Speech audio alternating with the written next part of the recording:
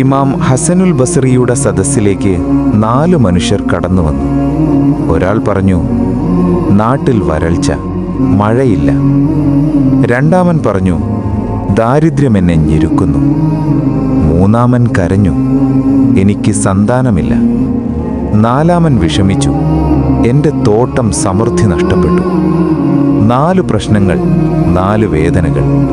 പക്ഷേ ഒരു മറുപടി മാത്രം: ഇസ്തിഗ്ഫാർ വർദ്ധിപ്പിക്കുക. അവർ ഖുർആൻ വചനങ്ങൾ ഓർമ്മിപ്പിച്ചു. നിങ്ങൾ നിങ്ങളുടെ രക്ഷിതാവിനോട് പാപമോചനം തേടുക. അവൻ ആകാശത്ത് നിന്നും മഴ പെയ്യിക്കും, സമ്പത്തും സന്താനവും നൽകും, തോട്ടങ്ങളും നദികളും ഒരുക്കും. പ്രതിസന്ധികൾ എന്തായാലും പരിഹാരം പശ്ചാത്താപത്തിലാണ്. നബി സല്ലല്ലാഹു അലൈഹി വസല്ലം പറഞ്ഞു, ആരെങ്കിലും സ്ഥിരമായി ഇസ്തിഗ്ഫാർ ചെയ്യുകയാണെങ്കിൽ അവൻ്റെ എല്ലാ വിഷമങ്ങൾക്കും അല്ലാഹു വഴി തുറക്കും. അവൻ പ്രതീക്ഷിക്കാത്ത വഴികളിലൂടെ അവനെ പോഷിപ്പിക്കും. ഇന്ന് നമ്മുടെ പ്രിയപ്പെട്ടവർ വിദേശങ്ങളിൽ, യുദ്ധഭീതി ഹൃദയങ്ങളിൽ.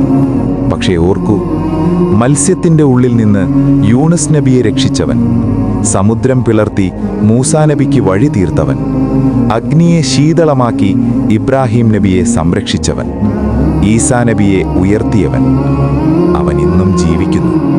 അവൻ ഇന്നും കൈവിടില്ല. യദുല്ലാഹി ഫൗക ഐദീഹിം. തേടുന്നവരെ തേടുന്ന റബ്ബുള്ളിടത്തോളം ഭയപ്പെടേണ്ടതില്ല.